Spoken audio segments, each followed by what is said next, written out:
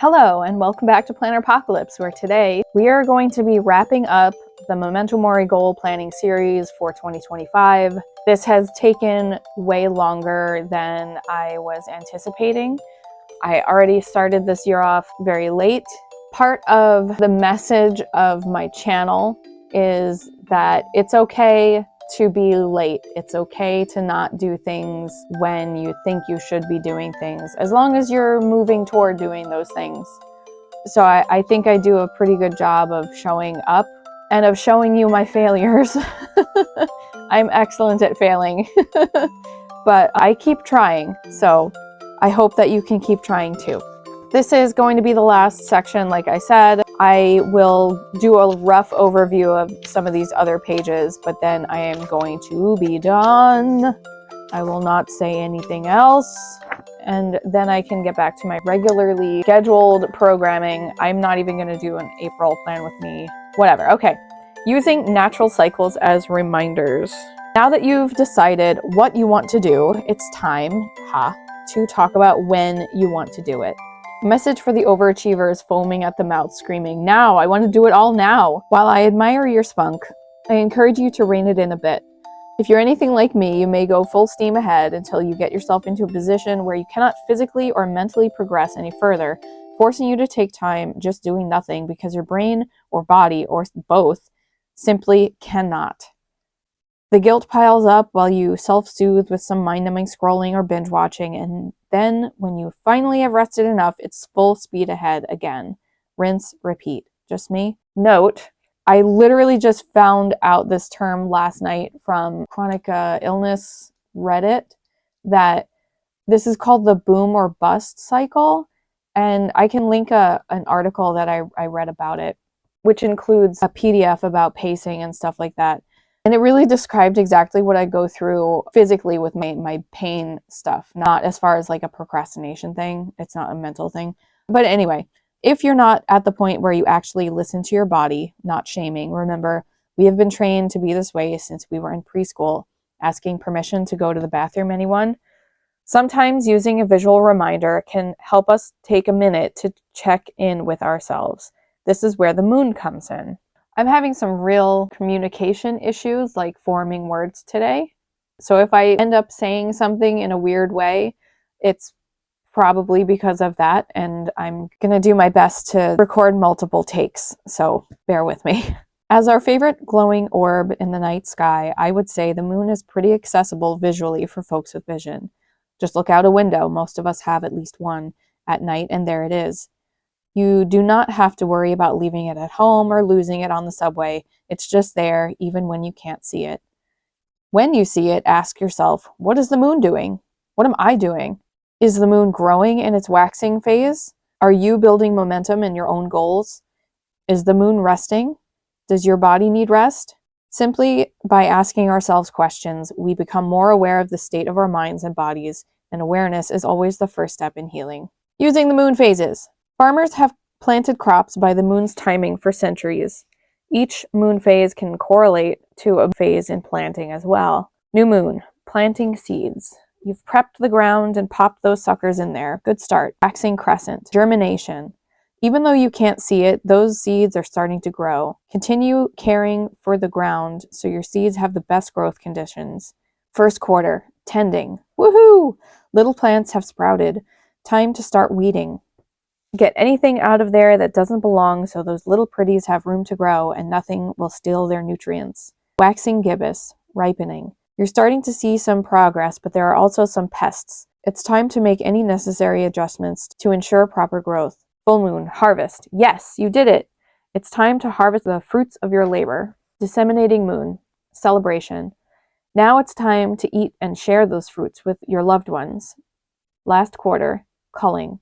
This is where farmers would cut back old growth and clear things for the next planting season. Balsamic waning moon, fallow period. Typically in the winter, this is the time we all go inside, sit by the hearth, and take a break from farming. Get all that? Great. Now I want you to swap seeds with goals. You are now planting goals instead of seeds, but the process remains the same. You will grow your goals by the moon phases, farming your wishes instead of plants. Feel free to consult the handy dandy chart on the opposite page as a little cheat sheet. Moon phases will also be marked on the monthly calendar. Where's my monthly calendar? Girl. Monthly calendar and weekly spreads. So have this chart handy in case you forget what the symbols mean. Obviously, this companion does not have weekly spreads, but these have symbols anyway. And as you can see, I'm behind in writing down in my thingamajig here. All right, using astrological signs. The astrology featured in this planner is not predictive. We are not using it to choose the most opportune time to start something, though you certainly can if you want.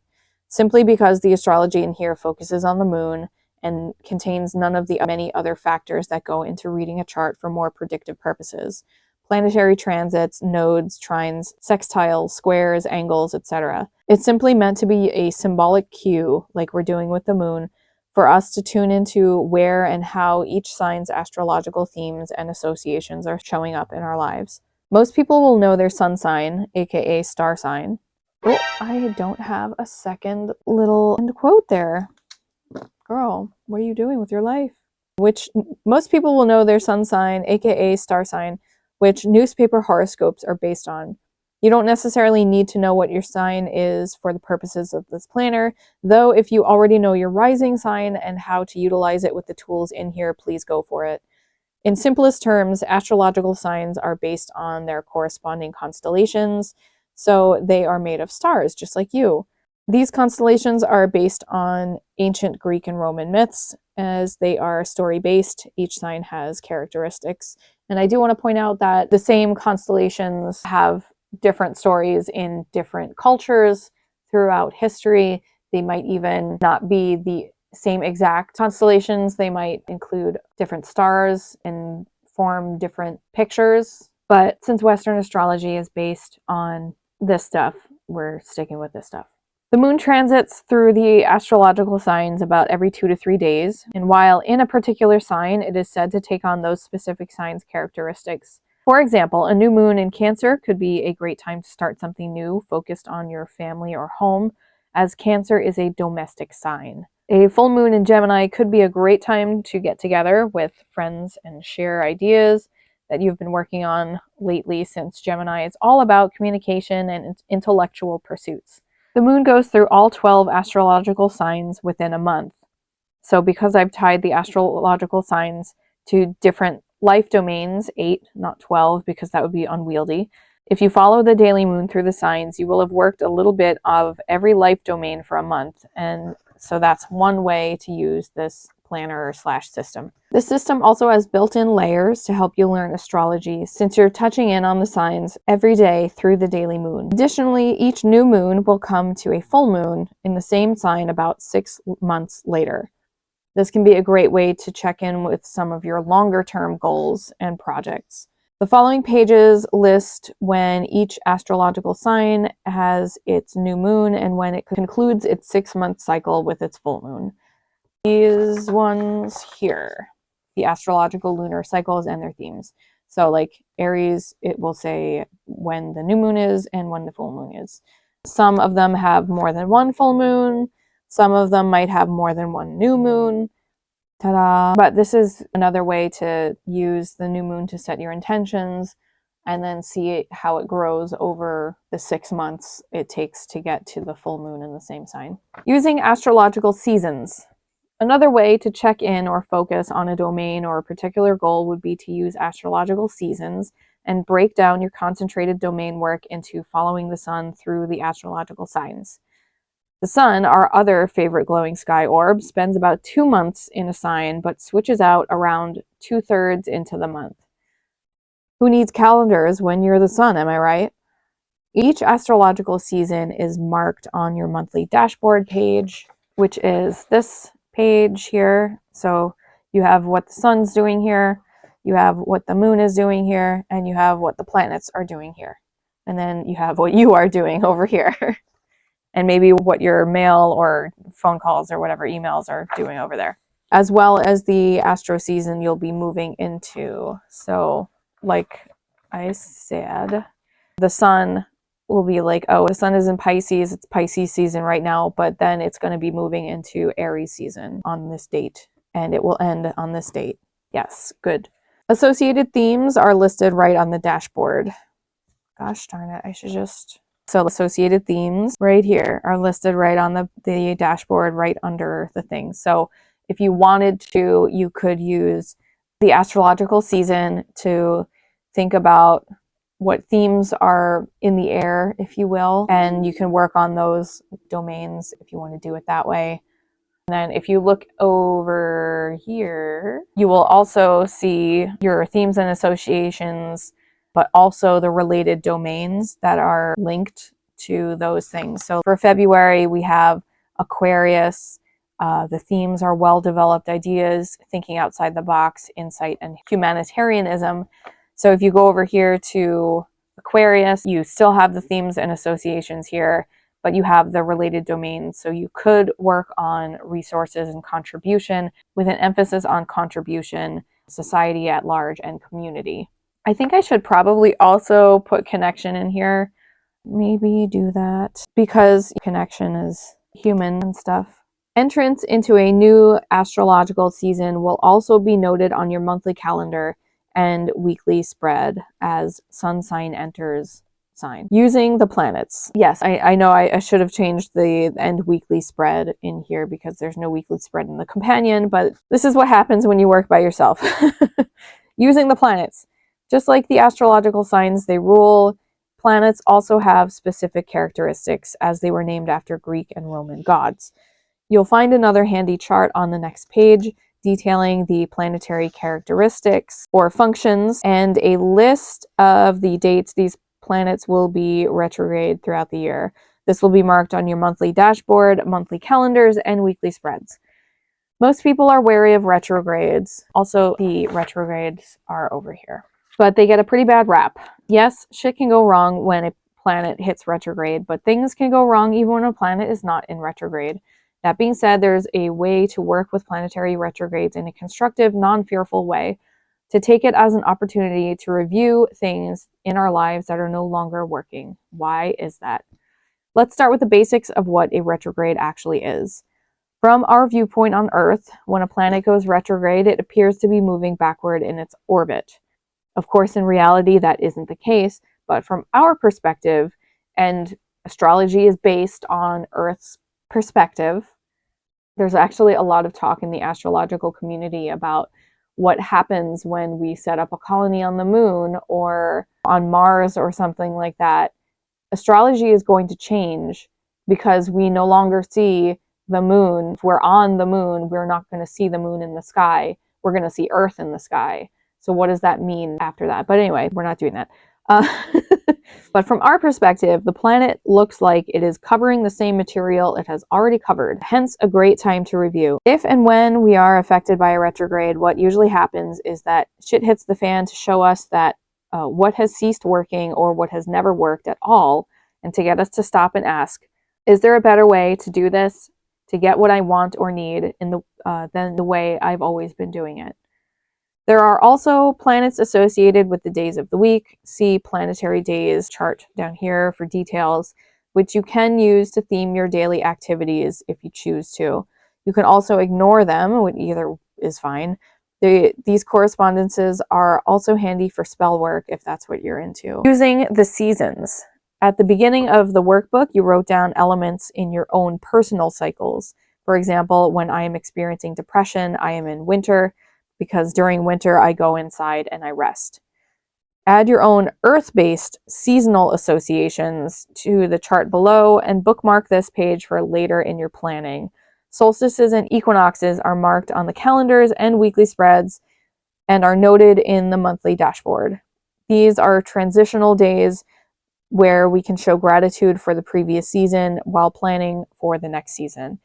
At the turning of the seasons, it can also be a good practice to tune into yourself and check what personal season or cycle you are in. So, my seasonal associations for spring, I wrote down rebirth, spring cleaning, new projects, fresh starts. And we are aware that I started this goal series in spring. Honestly, winter feels so much like closing down for me.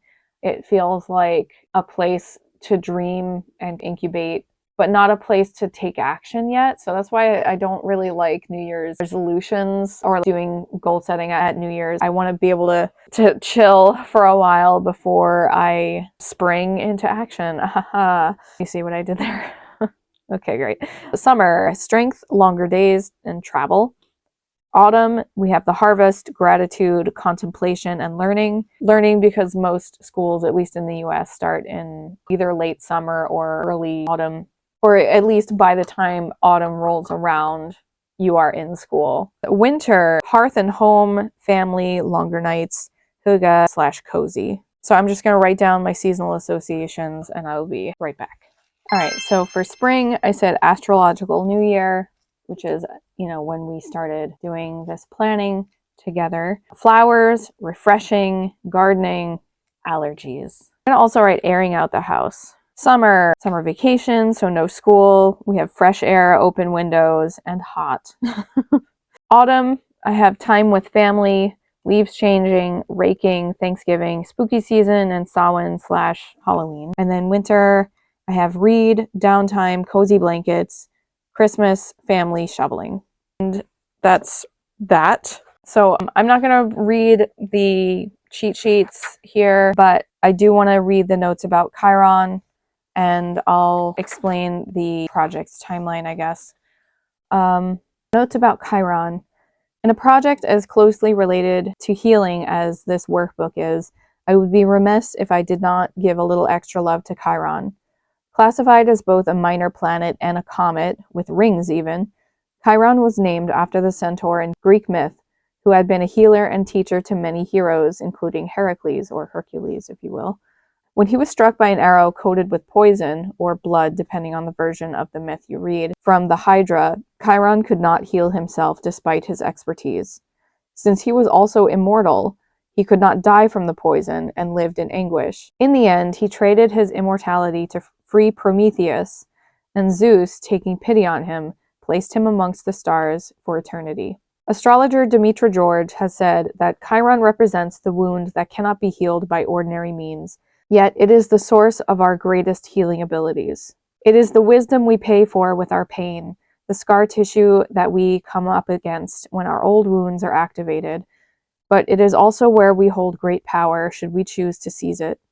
In this way, Chiron and Pluto can work very well together. It brings with it the idea of the antidote is in the poison, where the thing that hurt us is also the thing that we will use to heal others, even if that just looks like showing someone empathy and compassion because you've been in their position once before. Chiron is not a thing to be feared. It shows us our strength and how we have survived and how we can continue to do so. Okay, so one of the new things in this planner this year is the Mercury Retrograde project's timeline. Because Mercury is the planet which rules our communication and mental functions, a Mercury retrograde is a great time to make edits to your writing projects, review your work presentation, reconnect with old friends, or even negotiate contracts. As Yasmin Boland says in the Mercury retrograde book, renew, review, reflect, revise, revamp, repair, rethink, refrain, specifically from impulse buys, research, return to old customers and clients, revisit, reorganize, retrieve lost items, reconnect, resolve, repeat yourself. And I cite her book. It's said to not be a good time to start new things, but a great time to focus on finishing up projects you've already started and may have fallen by the wayside. Mercury's storm period is when the planet is moving at its slowest, mirroring a slowdown of our own cognitive functions. As above, so below, remember. There are two periods of storm, one around the time it turns retrograde, and then one when it turns direct again. I've heard this get compared to the cloud of dust that's kicked up when your bike skids as you quickly turn another direction. It's still a little hard to see where you're going, so you need to proceed with caution as the dust settles. Storms are said to act like the retrograde itself, so all of the above rules still apply. Obviously, life is life, and we shouldn't let ourselves be held prisoner by astrology. So if you need to do these things during a retrograde, do them. The point is to be mindful, check everything twice, and give yourself and others a little extra wiggle room than you normally would. All that being said, as this is a goal planner which focuses on projects, I've included a Gantt chart on the next 2 pages which outlines Mercury's movements for the year, including when it enters a new sign, when it enters its storm, when it goes retrograde, when it goes direct, aka when the retrograde ends, and when it leaves its storm. Use it to plot out what projects you want to work on, which need editing or whatever else. So I have the astrological signs of where it enters a new sign. So here it's in Capricorn and then it moves to Aquarius. Today is the 13th of April. So we are still in the Mercury storm period. So as you can see, before this latest Mercury retrograde, we had Mercury in Aries. And then it started its storm period on the 11th. It went into its retrograde on the 14th or 15th, depending on your time zone, Pacific or Eastern. And then it went back from Aries into Pisces, which is the sign before Aries. And then, as you can see, it's going to come back into Aries on April 16th. So that's when it will be direct, I believe. Oh, I'm sorry. No, it's not when it's direct. Mercury is direct on the 7th, and then it leaves the storm on the 15th. Okay. So here, that's when it turns direct, and then it is in its storm period. So one thing you can do is, with really small letters, write down what you're working on in these periods. Another thing that you can do is look at Aries, going back to this page. Girl, what? Oh, going back to this page. If you look at Aries, which is here, you've got the related domains of alignment and self-expression, emphasis on alignment, know thyself, and practice. So this is when you want to be working on things and being courageous and inspired and taking initiative and stuff like that. So that's all that garbage there.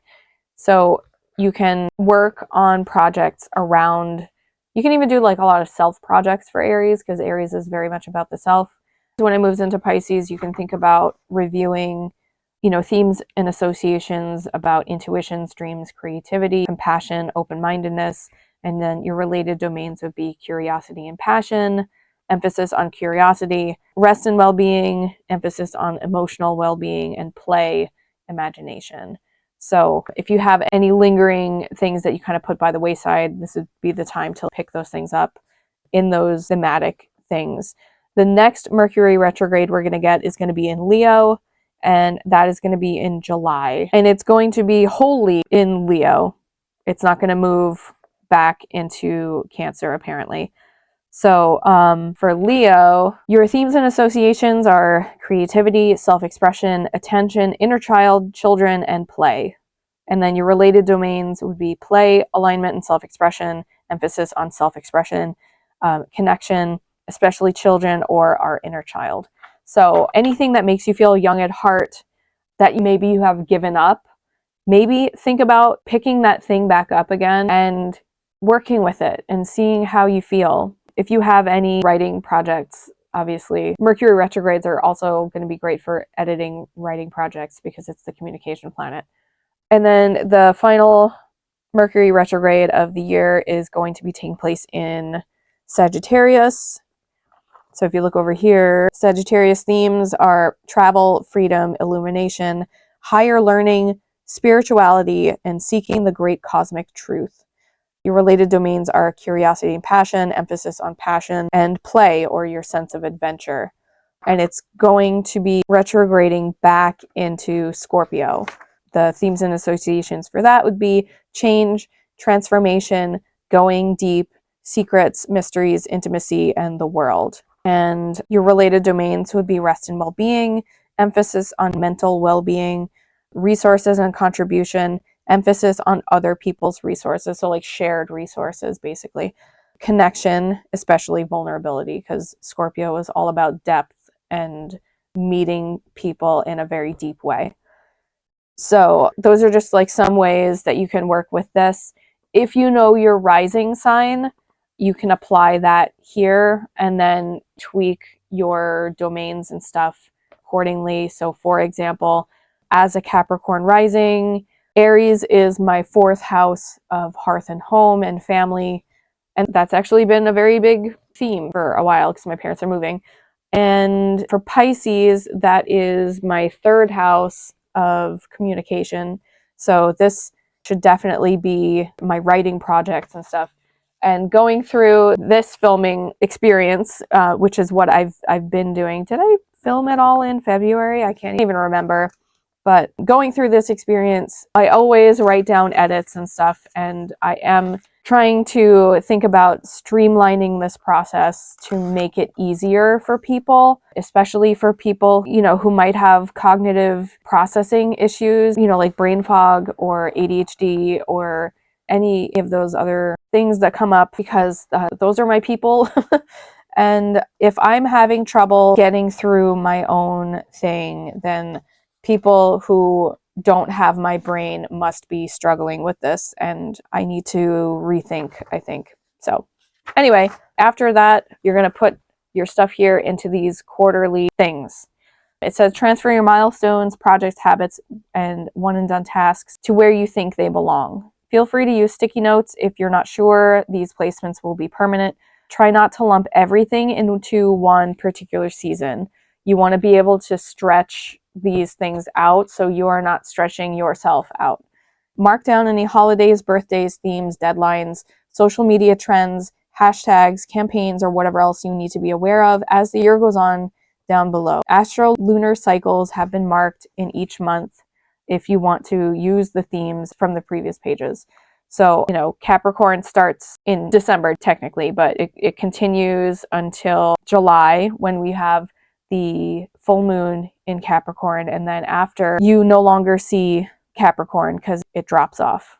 So this is the path of your 6 months from the new moon, which would have been December 30th, 2024.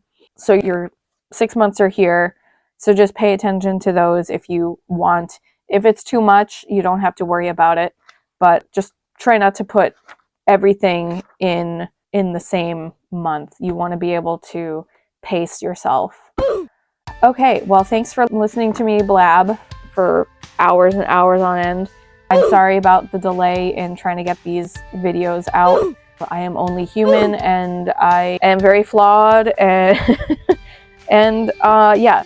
If you have made it this far, and if you made it through this entire goal series, please leave me a skull emoji down in the comments and let me know what goals you've set for yourself this year. Thank you so much for watching, and I appreciate you. Thank you very much. Bye. Until next time.